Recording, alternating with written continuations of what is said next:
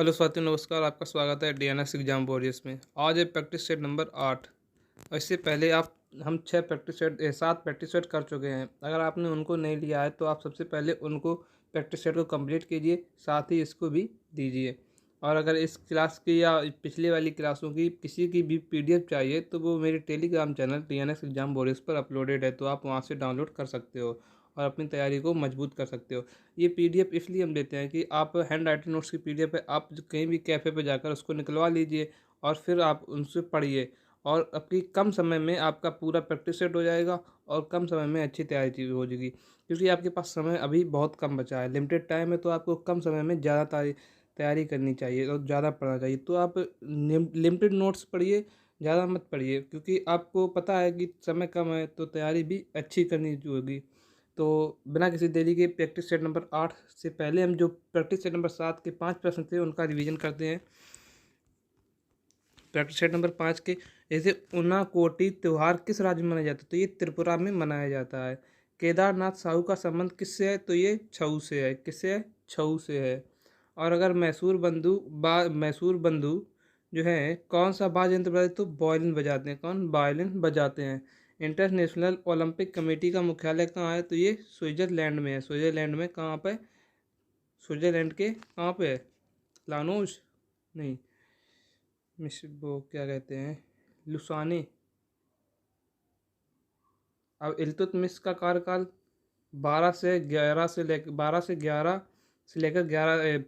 36 ईस्वी तक है। और इल्तुतमिश के बाद कौन आता है? तो रजिया आती है। कौन? रजिया। 1236 से 1240 के बीच। तो प्रैक्टिस सेट आर्ट का पहला क्वेश्चन है, नर्तकी नटराज देश पद्मश्री प्राप्त करने वाले ट्रांसजेंडर व्यक्ति हैं। तो ये पहले व्यक्ति हैं जिन्हें ट्रांसजेंडर मिला। लेकिन किसके लिए मिला? मोस्ट इंपॉर्टेंट है ये कि नटराज नर्तकी किससे संबंधित है? ये भरतनाट्यम से संबंधित हैं। ये भरतनाट्यम से संबंधित हैं। और इन्हें पद्मश्री कब मिला? तो 2019 में मिला। और इनके गुरु कौन है? तो इनके गुरु हैं बैजंती माला। बैजंती माला के भी संबंध किससे है? तो ये भरतनाट्यम से हैं।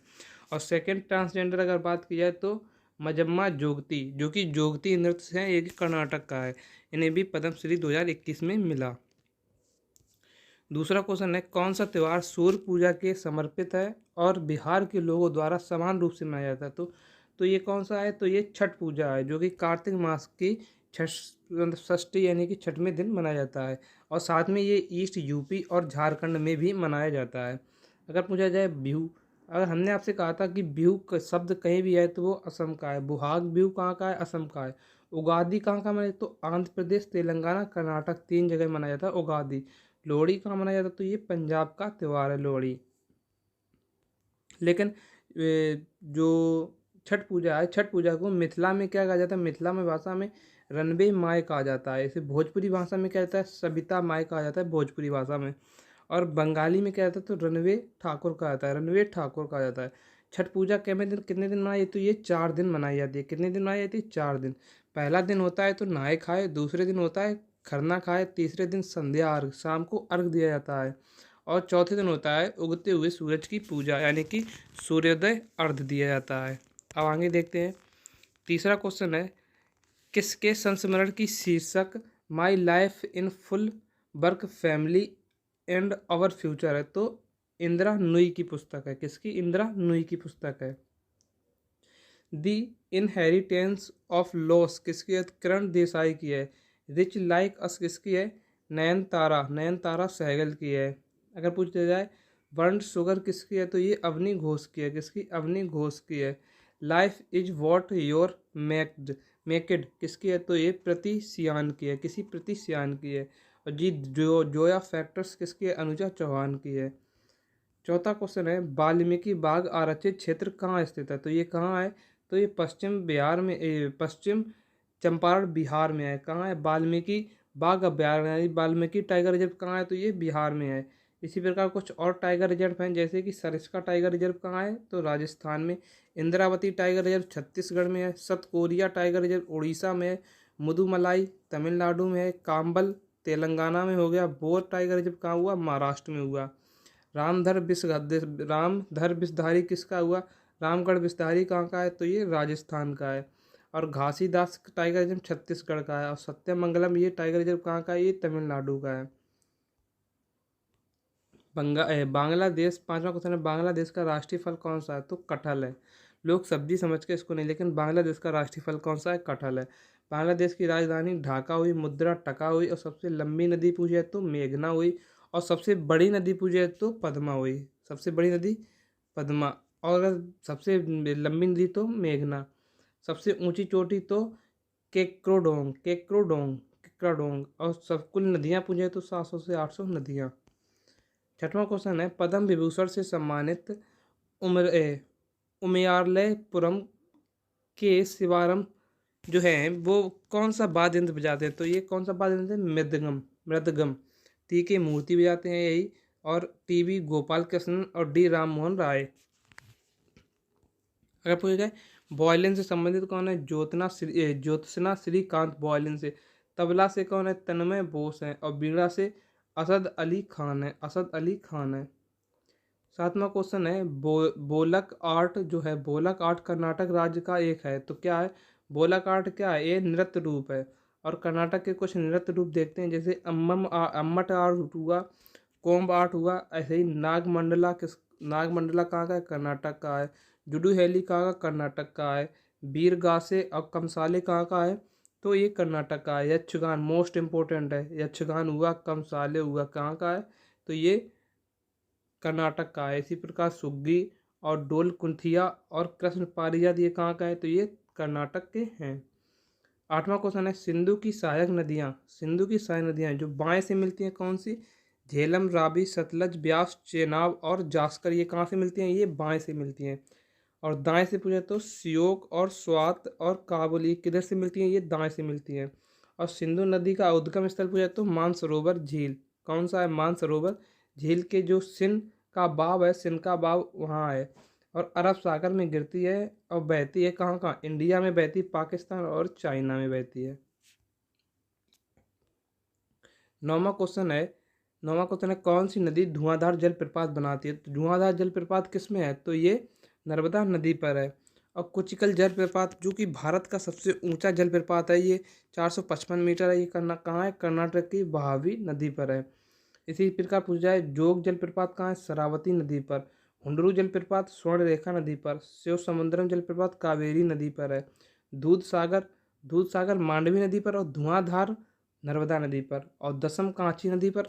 और चुलिया बहुत पूछा है, चुलिया चंबल नदी पर, कहाँ पर, चंबल नदी पर है। 10वां क्वेश्चन है, संविधान का कौन सा अनुच्छेद कार्यपालिका से न्यायपालिका के पृथक्करण से संबंधित, तो आर्टिकल 50। आर्टिकल 40 कैसे संबंधित है, आर्टिकल 40 ग्राम पंचायत है। आर्टिकल 51 अंतर्राष्ट्रीय शांति। और आर्टिकल 48 कृषि और पशुपालन। और आर्टिकल 48 का ए पर्यावरण रक्षा सुधार। और आर्टिकल 49 स्मारक सुधार। भारत के जितने स्मारक हुए जैसे ताजमहल हुआ, इनका संरक्षण करना आर्टिकल 49 के तहत। 11वां क्वेश्चन है, भारत के उपराष्ट्रपति के पद की शपथ कौन दिलाता है, तो भारत के राष्ट्रपति दिलाते हैं। अगर पूछा है भारत के प्रधानमंत्री, मुख्य न्यायाधीश, सीएजी, कैग जो कहते हैं जिसको मुख्य चुनाव आयुक्त, इन सबको शपथ कौन दिलाता है, तो राष्ट्रपति दिलाते हैं। 12वां क्वेश्चन है, किस प्रसिद्ध शासक का द्वितीय अशोक नाम से जाना जाता है, किसे जाना जाता है, कनिष्क को जाना जाता है। क्योंकि कनिष्क ने जिस प्रकार अशोक ने बौद्धों को बारे में बहुत कुछ किया था, इसी प्रकार कनिष्क ने भी बौद्ध धर्म के बढ़ावे के लिए बहुत कुछ किया था। तो कनिष्क किस वंश का था, कुषाण वंश का। कुषाण वंश का संस्थापक कौन था, कुजुल फिसिस। अगर पूछा शुद्ध सोने के सिक्के किसने चलवाए, तो कनिष्क ने चलवाए। और गद्दी पर ये कब बैठा था, 78 AD में। और तभी क्या चलवाया था, शक संवत चलवाया था। क्या, शक संवत चलवाया था। और चौथी बौद्ध संगीति किसके समय हुई, तो कनिष्क के समय, पहली शताब्दी का कुंडलवन कश्मीर में हुई। और बौद्ध संगीति पूछा जाए तो पहली बौद्ध संगीति कहाँ हुई, राजगृह में हुई।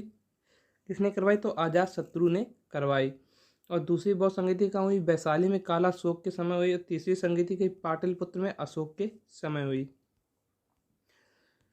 13वां क्वेश्चन है, मौर्य काल की भारत की कौन सी गुफा में सबसे पुरानी जीवित रॉक गुफा माना जाता है, तो कौन सी है, बराबर और नागार्जुनी गुफाएं कहाँ, बिहार में है।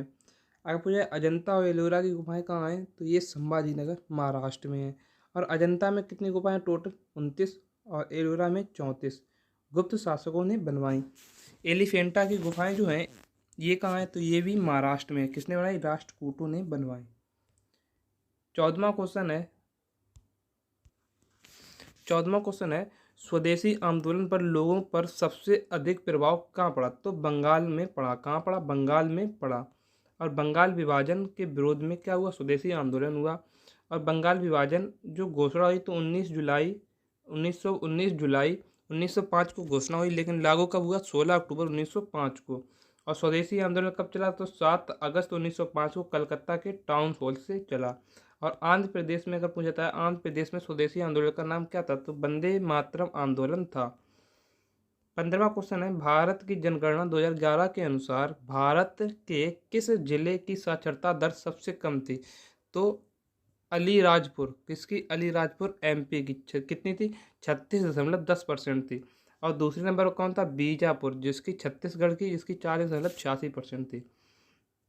और सर्वाधिक साक्षर जिला पूछा है तो शेरछिप मिजोरम की 98.76%। और सेकंड कौन था? आइजोल, जो कि 98.50% का सेकंड नंबर पर रहा था। अगर वो 16वां क्वेश्चन है मायोपिया को किस नाम से जाना जाता है? तो मायोपिया को निकट दृष्टि दोष से जाना जाता है। और इसे किससे दूर किया जाता है निकट दृष्टि दोष को? तो अवतल लेंस से। अवतल लेंस से किया जाता है। और दूरदृष्टि हाइपर मायोपिया इसे उत्तल लेंस से। अब आगे देखते हैं 17वां क्वेश्चन है कौन सा अम्ल अमाशय में प्रवेश करने वाले जीवाणु को नष्ट कर देता है? तो हाइड्रोक्लोरिक अम्ल जो होता है पेट में खाने पचाने के लिए, जिसे जठर रस भी कहा जाता है, ये कहाँ से निकलता है? तो ये परिसल जो कोशिका से निकलता है। ये कोशिका गैस्ट्रिक ग्रंथि में मौजूद होती है। क्यूरिक अम्ल भी कहा जाता है इसे, क्यूरिटिक अम्ल भी कहा जाता है, और स्पिरिट्स ऑफ सॉल्ट भी कहा जाता है। किसे? HCl को। इसी प्रकार देखते हैं नाइट्रिक अम्ल HNO3 ये सोने के शुद्धिकरण के लिए होता है। बोरिक अम्ल आँख की सफाई में यूज किया जाता है। और यूरिक अम्ल विस्फोटक निर्माण में। 18वां क्वेश्चन है हाल ही में आदि महोत्सव का उद्घाटन कहाँ किया गया? तो अभी जो हाल ही में आदि महोत्सव हुआ तो ये कहाँ हुआ? ये हुआ अहमदाबाद में। लेकिन आपको अगर पूछा जाए फरवरी 2023 में कहाँ हुआ आदि महोत्सव, तो ये नई दिल्ली में हुआ। और इसका उद्घाटन किसने किया? तो PM मोदी ने किया। किसने? PM मोदी ने। अब आगे देखते हैं अगर ताज महोत्सव कहाँ हुआ? यूपी में हुआ। और इंटरनेशनल श्रीमद् भागवत गीता पुरुष ये कहाँ हुआ? गुरुग्राम हरियाणा में। कहाँ हुआ? गुरुग्राम हरियाणा में हुआ। 19वां क्वेश्चन है हाल ही में किसने अपनी आत्मकथा लायंस टेड ड्रंक्ड मूनलाइट लिखी? किसने? एस सोमनाथ ने, जो कि इसरो के चेयरमैन है। अगर कुछ पुस्तकें देखें जो 2023 के लास्ट में, रिवर्स स्विंग किसकी है? अशोक टंडन की है। और दी ऑटोबायोग्राफी ऑफ गॉड ये किसकी है? लीना कुमार की है। और होमलेस किसकी है? तो के वैशाली की है। और दी बुक ऑफ डिस्टर ये किसकी है? तो मीना कंडा स्वामी की है। 20वां क्वेश्चन है हाल ही में BCCI ने किसे भारतीय महिला क्रिकेट टीम के मुख्य कोच नियुक्त किया? तो किसे किया? अमोल मजुमदार को। किसे किया? अमोल मजुमदार को। मुख्य चयनकर्ता इस समय कौन है पुरुष टीम के? तो अजीत अगरकर है। कौन? अजीत अगरकर है। और एशियन गेम्स में गोल्ड तब जब गोल्ड आया तब इंडियन टीम के कोच कौन थे? तो BVS लक्ष्मण थे। कौन थे? BVS लक्ष्मण। और इंडियन टीम के तब कैप्टन कौन थे? तो ऋतुराज गायकवाड़ थे। तो हमारे 20 क्वेश्चनों का यहाँ पर फास्ट रिवीजन यहीं पर समाप्त होता हुआ। और इसकी PDF टेलीग्राम पर अपलोड हो जाएगी, तो आप वहाँ से डाउनलोड कीजिएगा, अपनी तैयारी को मजबूत कीजिएगा। जय हिंद, जय भारत। मिलते हैं अगली क्लास में।